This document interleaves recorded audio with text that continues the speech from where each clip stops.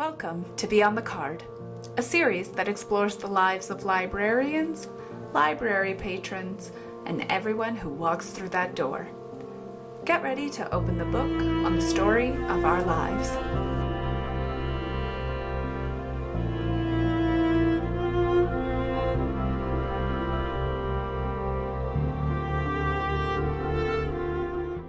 Hello, everybody, and welcome to another episode of Beyond the Card, a series that explores the lives of librarians, library patrons, and everyone who walks through our door.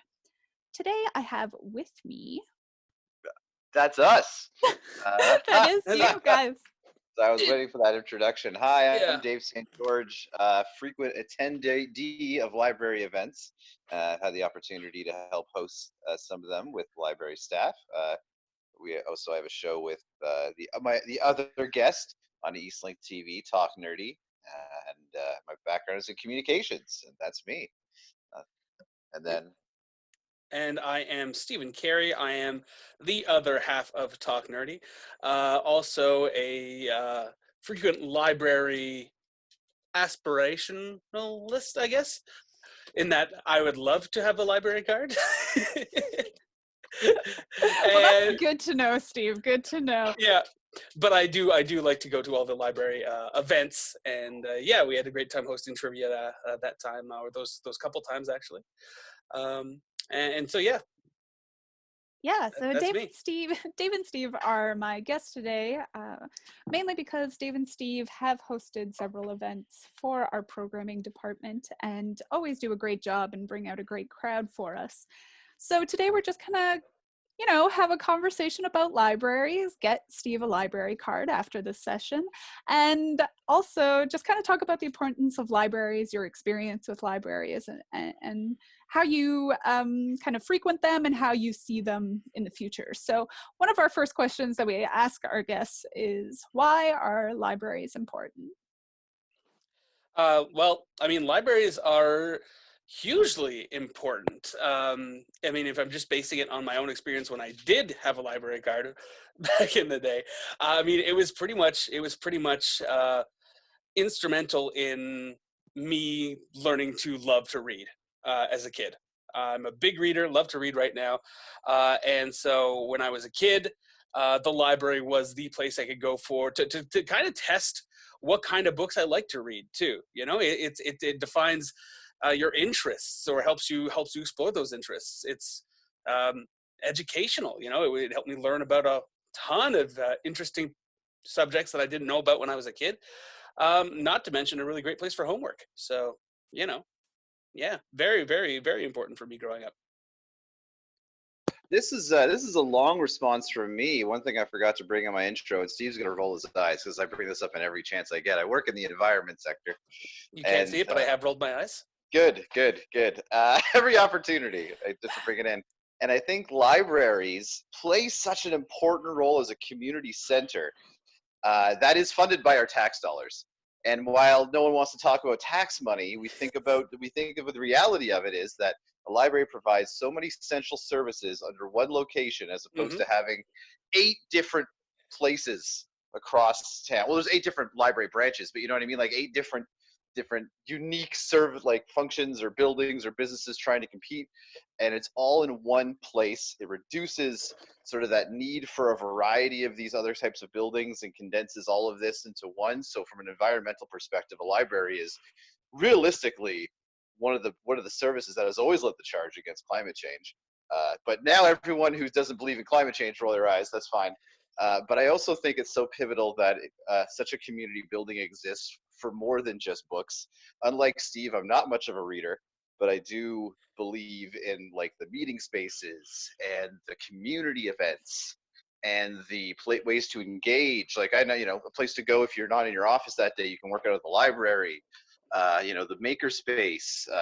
There's just so many centralized community functions, and I always roll my eyes when someone's like, "Oh, there's nothing to do in the community, nothing to do in Sudbury," and I'm like, "Oh my God, man, freaking Google! There's like so much to do," and the library is such a focal point of that, right? So, from different perspectives, at least that's my vision of it.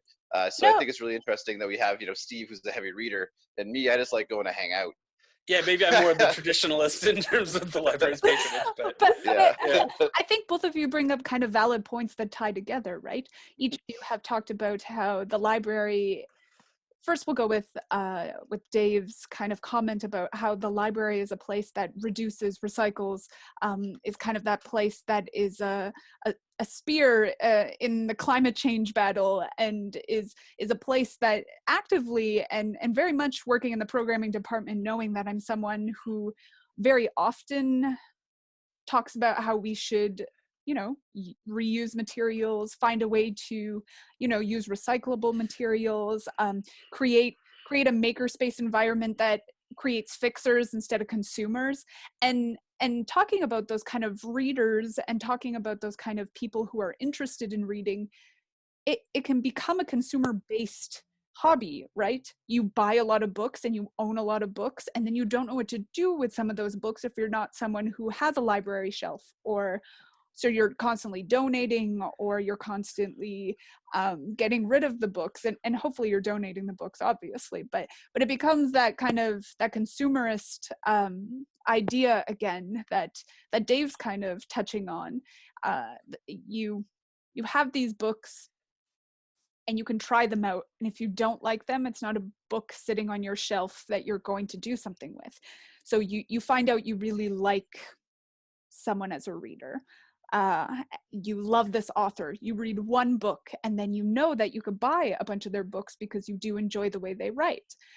And I think I always kind of bring it up when I talk to anybody within our library spectrum as well, that libraries are very much that equalizer, right? Like if you do want to start a hobby, that's another consumer-based thing. You have to go out and buy a bunch of things in order to start a new hobby, and that's not always the case. Sometimes you want to draw, you buy a pencil and you have a piece of paper, and you're good to go. But you want to start to learn to paint, well, you got to buy paintbrushes, and you got to buy canvas, and you got to buy, and it becomes this. I feel like it stops people sometimes from doing those things, so they end up not engaging in these new activities because it becomes daunting a little. And libraries are kind of that open space for people to try it out without any kind of financial consequence, but even consumer like dip in anything. Yeah, I mean, libraries really kind of eliminate the financial disparity between haves and have-nots in regards to, do I have enough money to do a thing? It's not a question of it. I can do this thing regardless, and it's available here. I love that concept. And to a degree, it's also a great springboard for any skill that you might want to learn. Like if you don't know how to draw or you don't know how to paint, library has books on that. And I mean, before the age of YouTube, where I could just look up a tutorial on something. When I was a kid, if I wanted to try, I remember I wanted to learn origami for some reason. I don't know why. I never did get really good at it. I've never seen you origami in the history of my life. I never did, but I remember going to the library because my mom would take us there on weekends, kill a couple hours in the library, and got a book on origami, and it was way too complicated for me. But real good sell from Steve here at the library. I mean, I'm not selling my skills well, but I think the library is a good place to get those resources. No one is going to hire Steve to do origami for someone's card. Please don't. Or something. Not with that pitch. I can't even fold the napkin roses for tables. All right, Good to know. Good to know. When we host next time, we won't ask you to make those napkin roses. Yeah, no decorations for me, please. Kind of talking on that, I feel like Dave kind of brought up a way that it ties into his life a little. But how do you think the library has impacted you personally? Steve, you lead this one off. All right. Well, I mean, like I was saying, when I was a kid, my mom would take us to the library probably every couple weeks on the weekends, just to basically just to get some kill some time, because I would just go off on my own and be fine for a couple hours in the library and have to get dragged away by my ear. But one thing that people might not know, I mean, if they watch the show Talk Nerdy, they probably do know this, but Dave and I are both really big into comic books, and You don't that, say. yeah. But the love of comic books came accompanied by the love of reading, because when I was a kid, I grew up in Quebec and in Europe for a little while, and I spoke French, but I wasn't always comfortable reading in French for my own personal enjoyment. And one of the few titles that I could find in English were comic books from the library, because they carried these untranslated, comic books. So my love of comics was born in the library, quite literally, from necessity of wanting to read something that was a little more engaging, a little more interesting to my brain, to my English-speaking brain. I mean, I can't top that. I grew up in Lively and Azilda, and it's not it's not Europe, but It's just a place. in the Lively Public Library, I was where I first saw Star Wars when I was a kid. Okay. We were there. My mom we used to go to the library all the time as a kid, and I was a kid. I used to do all the summer programs and stuff. And I remember walking through with her, and I saw, like, this is the time you can get VHSs from the library, and I'm like, she's like, I don't know why she didn't want me to rent it at the time, but I made a fuss. I'm like, that looks super cool. The cover was really neat. I was gonna watch it. There was a dude with a laser sword. Like, I was like, my 6-year-old mind was blown away. I don't know why she was so against it. I mean, it was a free rental, but regardless, I had to whittle her down from no to yes, which was, I'm sure, a scene in this what should be a quiet space. And we took it home and I watched it, and it was The Empire Strikes Back, my least favorite of the three. Whoa. My goodness. Right? But I still loved it. I absolutely loved it. And I'll always forget that the library is where I first saw Star Wars as a result as a kid, and I'll always have that. And I used to do the summer programs, socialize, and all that. I'm sure my mom just wanted to get me out of the house because, I mean, that story of me making a scene, you can imagine the rest of my childhood. So the library provided probably sanity for my mother and the start of my nerddom career, I guess. Kind of touching on that too. So I feel like every time we ask one of these questions, I feel like Dave kind of answers the next question I have. So I don't know that Dave can answer this question because it seems I'll like get Empire. more examples. It seems like Empire Strikes Back was real significant for you. But do you remember a material you have checked out at the library that holds a significance to you? So this does not mean specifically a book, a movie, or a CD. As many people don't know, the library also offers 3D objects that you can take out. So fishing rods, stuff like that. So anything that the library has provided for you, what do you think is that significant thing for you? I have, I think, probably two things that I can think of that come to mind for that I checked out of the library and that really changed my outlook on things. And I'm not talking about comic books here, but I am one is definitely a book or a book series, book author. As Dave, and I think you also, Brittany, I'm not a huge fan of horror movies in general. I don't like jump scares. I don't like that kind of tension. But I do really, really love horror novels. And I found this out by checking out Cujo by Stephen King. Was with the first horror book that I ever read, because this was in high school and I wanted something a little bit different than the rereading The Lord of the Rings 50 times. I mean, you can't go wrong with that, though. No, it's great. It's great.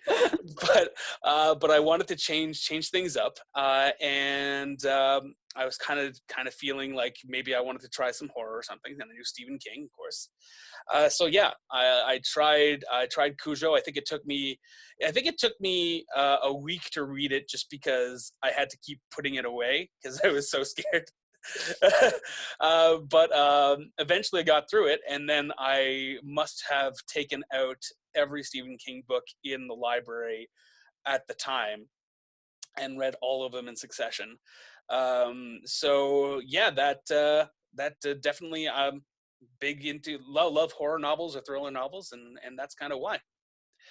And then the second thing I remember taking out from the library, and this is again speaks to my nerddom, but the library that I used to frequent in Quebec used to rent out video game CDs. And so back when video games, again, I used to replay. I think for a while I got this demo of Baldur's Gate, a CD in a Nice. cereal box, and I played that demo to infinity. And then I found out that the library actually rented out video games, so I started renting out video games, and that's when I really I had played certain things like Commander Keen before Nintendo games, but that's when I got into PC gaming, which was again a huge eye opener. And it wasn't just video games. It was they also had the Carta Encyclopedia CD. It was this interactive CD thing where you could basically, and I would spend hours just reading up our encyclopedia articles. I know exactly what you're talking about. Yeah, you could click on like the musical instruments and stuff, Yeah, and it would play songs. play it. Yep. Yeah, and so I took that out from the library. I think we eventually acquired it for ourselves at some point. But yeah, so that was another thing that was hugely impactful for me, was video games and that encyclopedia CD. Man, that was super cool. I mean, I also got the Baldur's Gate demo, but did not have the foresight to look through the library. So I definitely mastered those first 5 levels Oh in the yeah. demo, and I'll never forget. You got 5 levels, and you can never steal anything because everyone was always in the game, not in real life, listeners. You know, but before we turn this into a review of Baldur's Gate, Of Candlekeep. I mean, no one would be angry. all right, let's get into favorite this class. place. Let's go. So what I like about physical objects you can get from the library, and actually it's a service, I don't know, is I always tell, do you ever tell people something but you never do it yourself? And it's snowshoes. I don't know if you guys still have the snowshoe program. We I know do for still a while have you the did. snowshoes. I would tell everybody to go get some snowshoes from the library, and it gave me this undeserved sense of self-entitlement, like I knew about this service that no one else knew. So I'd be like, well, if you're bored, you can get snowshoes. And I really encouraged it, but I never did it myself. But I always encouraged people to do it. I'm like, let's go to the library card, man, it's totally free, go do it. And while I would never ever do it, I absolutely loved that as a service. And I didn't even know you guys had fishing rods. That's just incredible. Yeah, we try to switch it out. So in the wintertime, we have the snowshoes, which are available while there's snow on the ground. So, you know, last weekend might have been an option for you. But in the summertime, we try to switch it up. We sometimes have pickleball. I want to... wiffle ball, pickleball. Yeah, that's real popular with this demographic. So they are really into that. We have pickleball. I just wanted to make sure that I wasn't making up a game. But Big fan, I see. Big fan. We have pickleball. We have the fishing rods. We do have our seed library as well. So we tried to switch things out within the winter months as well. We didn't really this year because of how everything is, but we usually have art passes as well, which are really cool. So they like give access to a show in the city, All right. so that you can go see. So that's also what? Are you serious? Yeah. That's super cool. They're super popular, and like if you get your hands on them, it's kind of like winning the lottery. Like it's very hard to get some because they're so popular. Okay, forget this podcast. I just want to learn all about the library services that I don't know exist. This is so crazy. I mean, that's kind of the point of this podcast. So Yeah. Going back to Baldur's Gate a little bit as well. I also love that you say, yeah, you don't rent the snowshoes out in non-snow times. I can imagine that guy who goes to get snowshoes like mid-July, and you're like, all right, what's up? What are you doing? But yeah, going back to Baldur's Gate a little bit, we still rent out video games for a number of older consoles, nothing really new, just because of the budget and stuff like that. But what's kind of cool about that too is the library has has been looking into kind of trying to make gaming more accessible for people as well. So being able to rent out a console or rent out a console that you could play in the library and not bring it home, because that's also something we have to think about. But it is something that is an option, and it's something we have been thinking about. So it's always good to kind of hear how exciting that is for people and how much, you know, they want to play Baldur's Gate. So. I want to alley oop on this. Do you need volunteers to play video games with kids? Because We I can will test this program. Yeah. Yeah. Oh, sure, that's great. I mean, nothing until the fall, but um, our summer reading club is still happening, and our summer reading club is really exciting this year for me as someone who also enjoys video games and someone who loves comic books and who loves tabletop and who loves a variety of things within that spectrum of geek and nerdness. Our theme is Game On this summer. And I was so excited about it, and we're still going through with it. We just have to adapt it and change it in different ways. So we have a bunch of really fun things coming online, as well as curbside pickup that we're trying to work on, and kind of create these cool games for everybody. And it won't be limited to just board games and video games. It will be sports. It will be, you know, a variety of different things that keep people moving and keep people working. And yeah, I'm excited. That's awesome. That's actually that's super cool. I mean, obviously the sports, obviously I'm sure you guys maybe have equipment or something like that, but just thinking about sort of the shared video game experience or shared game experience that can be done at a community level. Like, I've always loved that aspect of it. I know you've started the community Dungeons and Dragons game, and I just think that's that incredible. so like community guided gaming experiences, I think, is something that while presented on the internet don't offer that actual community feel. That is right. You know, I go online to play a game unless I know the guy. I don't know if he's playing in Sudbury, but I go to a community. I do this sort of Game On summer piece. I know that I'm involved with people in Greater Sudbury or Northern Ontario who can relate to what I'm going through, or that sort of conversation on something else. And I think that's sort of what's missed on this when it's purely internet shared gaming experiences. So I think it's really exciting. There's a lot of opportunity there. I'm really curious to see what you guys do with that. Yeah, I'm very excited as well, because I think my background or things that I'm interested in will kind of help them navigate this kind of new world where it's very unsure and very I don't know, like it is something that I have a lot of experience with, being someone who plays video games on Twitch or you know has a weekly online D&D session. So like it is something that is doable, and it's something that can work. It's just like finding and navigating that community-based aspect to it, right? If you know your friends are all available on I don't know, Thursday afternoon, then you're good to go. But to have people just drop into a community space online is also something that we have to look into. Mm-hmm. I liked the accessible nature of those D&D games where you guys had characters prepped for people and everything and ready to go. Yeah. Just so people could drop in, on a Thursday if they wanted to and check it out. I thought that was really cool. Yeah, because I mean, for a lot of people, I think it's the fear of going into spaces that seem already, how would I put it? Spaces that are already occupied with people who know what they're talking about and people that are very versed in whatever they are playing, and that fear of like being judged, and we wanted to eliminate that so people could try it out for the first time.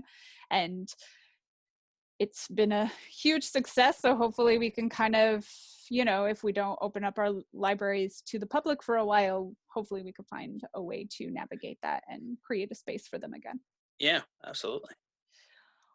Talking about it's so funny with Go on. it's so funny with the D&D thing is that my sister-in-law was like, I'm thinking of bringing your nephew there. I don't know if you heard about it. I'm like, yeah, I've heard about it. It's a really good thing. And she's like, oh, is it safe? Like, is it good for other kids? And I'm like, yeah, it's great for other kids. It's really, really good. And I'm like, take him. I don't think she ever did, but I also thought, thank God, because he is a menace, and I love him dearly. Aww. But oh my God, and I'm his uncle, and I love him so much.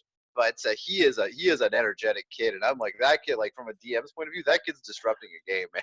So I'm so No, and we try to, with the kids D&D specifically, we try to cater to all types of kids because, you know, kids have varying personalities, and for the most part kids are on 100 at like all times. So like if they're a kid Yeah. who is happy, they're 100% happy, and if they're a kid who like likes to pick fights, they're 100% gonna do that. And you just have to navigate that. Again, it's new territory for me very much because I play with adults all the time who can be just as disruptive as players as any child can be. So I think it's really just catering and getting to know the type of game those kids want to play, right? Some kids just want to hit owl bears and dragons, and some kids, you know, want to save the village and meet everybody. Some kids just want to go to the shop and buy the coolest sword because, you know, Still want to recruit all the NPCs. Yeah. You know? yeah. So it's Steve. just navigating that spectrum. Speaking of Also, children, no, We're moving on. go on, Dave. All right. Now I was just gonna say, and to my sister-in-law, if you listen to this, I love you, and sorry what I said about your child. It's too late. It's too late now. We're gonna highlight that section Yeah. actually. That's great. Just that one. That'll be the teaser for. We'll be quiet. No, it's fine. Speaking of children, being a child yourself at some point in your life, Long ago. what is your earliest library memory? Why don't you start, Dave? This time. Well, it's not the Star Wars rental, though. It's one of my popular ones. Earliest childhood memory, probably summer programming, or maybe daytime programming. Because when you're like 4 or 5, you think everything's summer. I just remember going to this sort of daytime kids programming where someone led me through like games for like 2 hours or 8 years. Time is weird when you're a child. And I just remember being like led through these like shared activities, and then my mom would come pick me up, and then she'd ask me if I had fun. It was like really, I think she was just training me to go to school. And that's probably what it was. It probably was a program, if I had to guess, that gets smaller children used to spending time and socializing with really, really tiny kids. And that was my memory. And I remember like, you know, we used to walk there because I lived close to the library. And it was a fun time. Like I probably the first time I really, because I didn't do daycare when I was a kid. I didn't go to like anything like that. So it was probably one of my first times interacting with other kids that weren't my family or like my neighbor. So I had to like learn. I remember myself being very fun and everyone liked me. I'm sure that wasn't the case. But I probably had to learn like social skills and all that sort of stuff. So I think that's easily my earliest memory of the library, and I remember enjoying it. I remember thinking that was super fun. It's funny, I haven't even thought about that in like 10 years. So that's interesting. You even ask that. This is good memories coming to the surface. I'm glad they're good memories. This one freaking time. No. I need to plumb the depths of the well of memory to try and think of my earliest library memories. And I think it comes down to close to what Dave said. Like there's some summer programs at the library, but there was also in tandem with like the scholastic reading programs that they used to do in school, where you'd have like the reading competitions for like a pizza party or what have you. Yeah. And I remember competing in those and going to the library to get the books that to get the list of books that I signed on to read as part of this reading challenge. And then subsequently I remember a pizza party with people dressed as the California Raisins. Nice. That I think was a part of that. I don't know if the Raisins were at the library or but I do remember going to the library in Greenfield Park in near Montreal, and that particular library to go and find books for this reading program. That's super cool. Yeah, it's always kind of interesting to go back to those earliest memories. it's a question I like because when I used to be a photographer, when that was my job, one of the agencies I worked for was an agency that took school photos. And I remember in the job training process, there was this whole part about like, remember when you were a kid and you got your photo taken, and like there are good experiences and there are bad experiences. And what's lovely is that I think the library kind of offers always those early good childhood experiences. And for taking your photo, a lot of kids don't like taking their photo, and if you have someone who is not particularly nice to you while you're taking your photo, it's something that'll stick in your head. And so that's always kind of what I think about when I think about this question. All right, so last question. You can Okay. be as kind of creative as you want with this one. So libraries have went from a quiet space to a study to a more community sense based in the evolution of its years. Do you think that the library has room to evolve, and where do you see the library going in the future? That is a good question. You guys should Almost. keep renting Star Wars. That's my first idea. That's my first pitch. Well, I you're think in luck.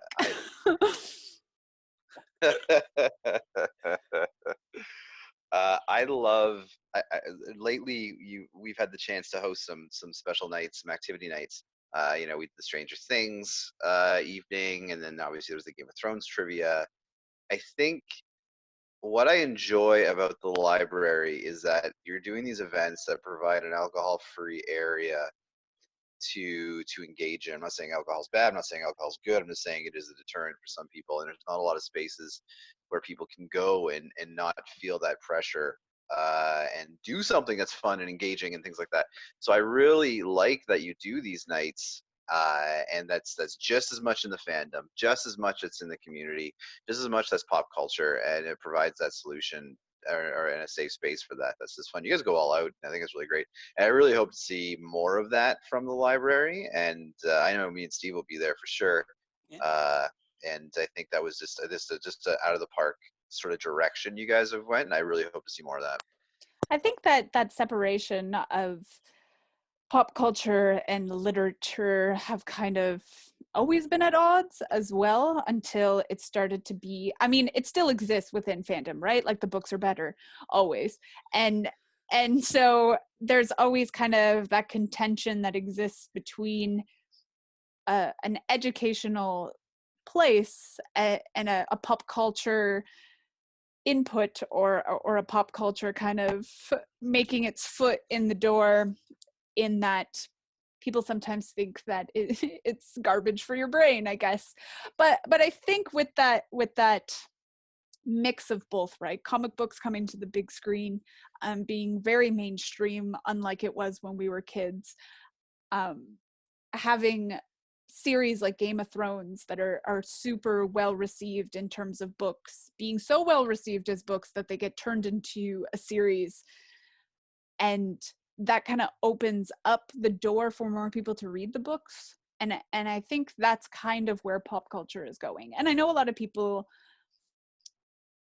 in the oversaturation of Marvel movies or the oversaturation of books being turned into series, have kind of grown weary or tired of them a little. And I don't know, for me personally, I don't think it's a bad idea, because most of the time what happens is the series will come out and it'll get a whole new bunch of people into it, and those people will go back to the books to be like, okay, what am I missing out on?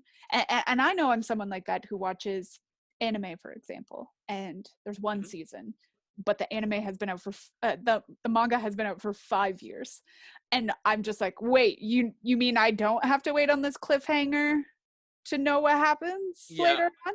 And I'll just go read the entire series. So I don't think that there is, I think there's a place for it within our community. And the other thing it does is just kind of like bring people out. It's popular because there's some substance behind it, even if it's reality TV. There's something that's engaging everyone to kind of enjoy it or get into it. And our library should be a safe space where you feel welcome despite what you enjoy. And you should come in and be able to kind of celebrate that without any worry about it, I guess. Absolutely. And I mean, if I can springboard a little bit on what you and Dave were saying there, I think one of the things that I like about the community programs that the library is putting on is that you guys are evolving with people's interests and with what brings people to the library, or what people as a community enjoy, have shifted, shift every year, and so to be able to be in a situation where you can adjust your programming or adjust the services that you offer, the types of books or the types of media that you offer, I think is almost, it might not seem like, but it's almost a privileged situation to be in, where you can adjust and adapt to the things that will bring people to For your sure. location. And to be able to do that well is something that I've noticed that you guys, the library in Sudbury anyway, seems to be doing really well, is to make that kind of adjustment. Yeah, part of And our part of our working idea that we want is that we do have spaces for really young children, so story time, early on programming, and then school age children. We have a lot of like kids crafts, and we interject, and we'll put in pop culture stuff there. Like in January we had a Frozen month, because Frozen is so popular, it's going to make the kids want to come out to the library and experience the library. So you do an Olaf craft and you have 30 kids there, and then they take out a bunch of Frozen books or Frozen movies, and they get to enjoy themselves with a bunch of other kids that enjoy things that they do. And again, that sense of community is created. And I think it's why all of us participate in fandom in particular, or tabletop, because it is that sense of community, that sense of banding together to celebrate something in a positive way. And we have programs for like a much older generation. So we have Ageless Grace, and we have meditation programs, and we have book clubs that are all very focused heavily on seniors. And we were lacking in that mid-range, right? For people our age, for people who weren't necessarily parents, or people who weren't coming to the library to bring their children, or to just enjoy an activity for themselves at the library. So we had nothing for young adults, and we had nothing for teens, and we had this wide gap of programming that we were trying to fill. And so it was one of the ways that we were like, okay, well, how do we get them into the library? How do we get them to want to experience something at the library? And part of that was catering to those interests. In part, D&D was a big part of that for me, because D&D has just surged, and tabletop in and of itself has just like surged in popularity within the last 2 years. And it really did bring in people of my age group and younger people that are experiencing something that they have no other place to do that. And that's been kind of our goal in these kind of pop culture little inputs, or little things that we do, like the Stranger Things night and the Harry Potter trivia. And to I guess follow up on where I think the library could go or evolve to, I think what we're going through now is kind of a good proving ground for that. Where even without a pandemic going on, virtual community and kind of the online aspect of our lives is just growing all the time. The interconnectivity and the accessibility of those services is something that if you don't adapt to it and you don't take that into account, then you're going to get left behind. And I think that the library's ability, like what you guys are doing right now with some of the online crafts and things like that, or different ways to engage with people online, I think that's going to be a big part of the vision for libraries moving forward, whether it's through digital media or through just digital activities, online activities. I think that's going to be a big part of it. Yeah, and it's been something we've wanted to dive into for a really long time and haven't had the ability to do so because of just time constraints and like not being able to dedicate ourselves to learning new software or learning the best way to go about it. And we're still stumbling through it. It was just our hand was forced a little bit more, and Yeah. we are trying to put things out that sometimes might look simple but take all day to film or take all day to edit, and so we've been kind of trying to find a good rhythm that works for us in what people should be working on and what's most popular. Of course, families are going to miss our story time, so that was something we always knew we wanted to kind of bring to the table, and we've been so fortunate in that most of the publishing companies have decided to kind of waive those copyrights for right now so that we can do that. But moving forward, that's something we have to look into, and that's something we have to kind of take into account. And it's weird to say, but it's been an easy transition because of the exceptions to rules that have allowed us to create more content. So going forward in the fall, we want to continue this kind of virtual library, this virtual community that we've garnered within these last couple of months, so that people who might not be able to make it out can make it out. Katie did this great program that I know Dave has shared with some of his coworkers and through social media about growing from home, and like the response to both of those webinars have been so incredible, and it's so nice to see, and it's something realistically that we couldn't even do within the library. More than 300 people showed up to it. We have no space that would ever facilitate that kind of program. So we would have to cap it, which means a statistical number gets shrunk down from 300 to 20. And so it's been this amazing kind of like, oh, a lot of people do want to go to these programs just in a different capacity. Absolutely. And I think that once again, the fact that you are being able to recognize this now is, despite the circumstances, kind of a good thing. For sure. Well, any other notes about libraries, guys? They're good. You should go to them.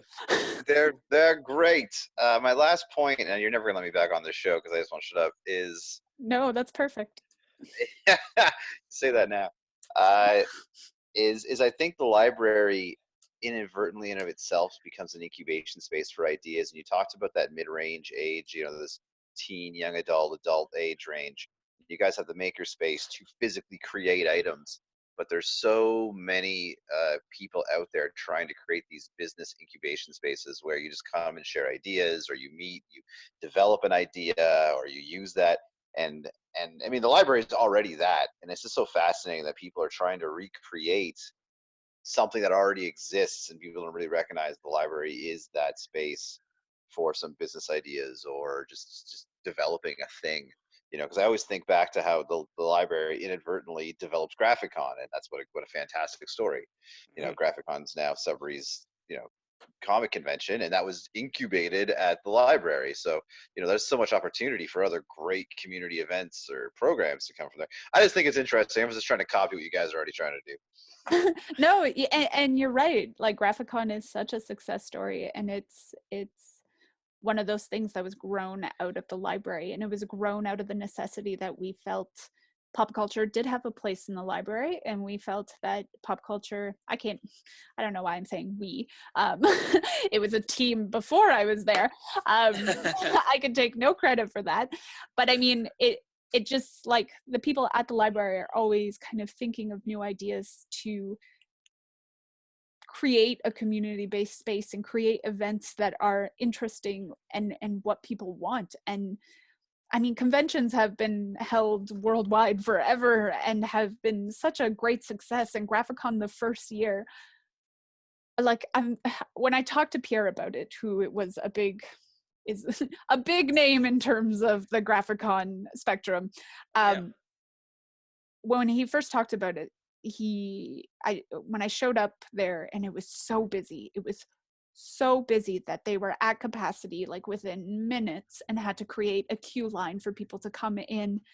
And he was like, oh, well, I didn't think it was going to be this big, which is like amazing to me, because that's the type of things. And like, maybe it's a little narcissistic to kind of point out that I think programming brings so much to the library and the library space that it's something that a lot of people don't think about.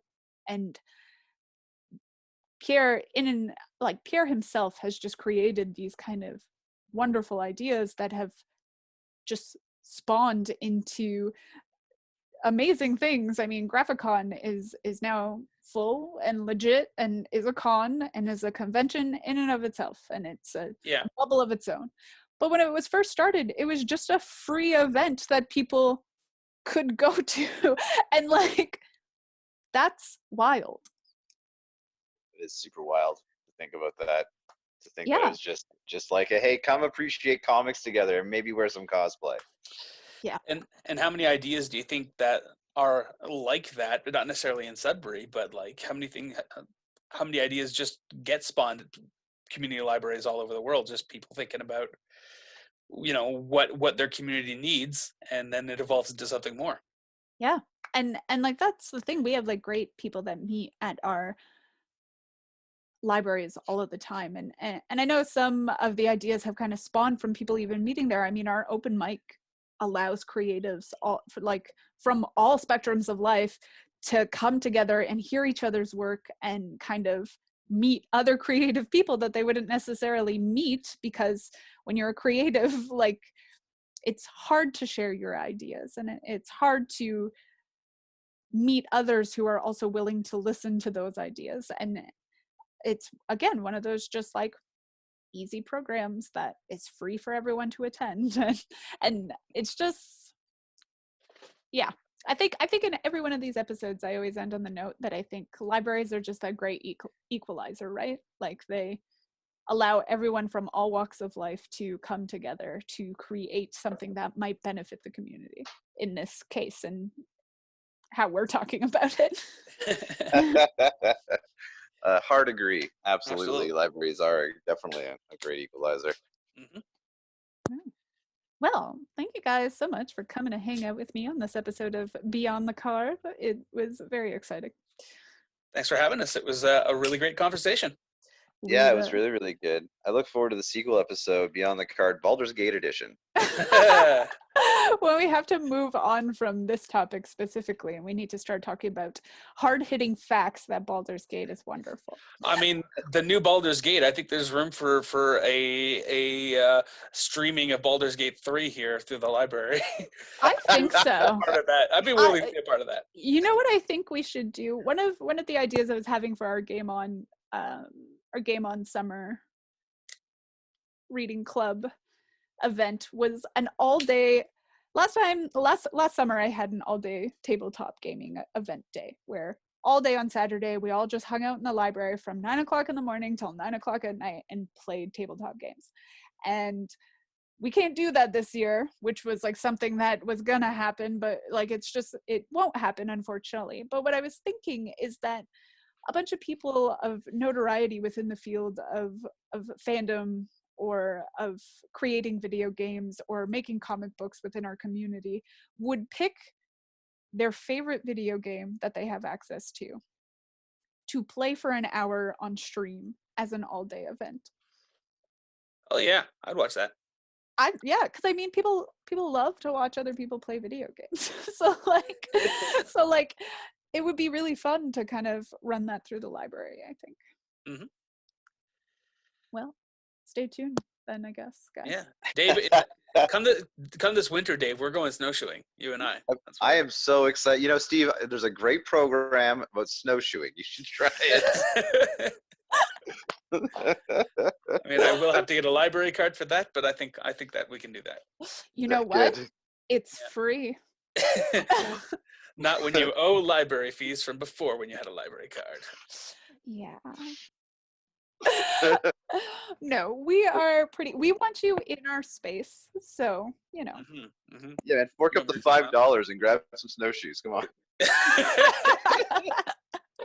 Yeah, exactly. I will pay the $5, Steve. I swear. No, it's fine. It's fine. I think at this point in my life I can do it. It's really just that he still has that copy of Baldur's Gate. And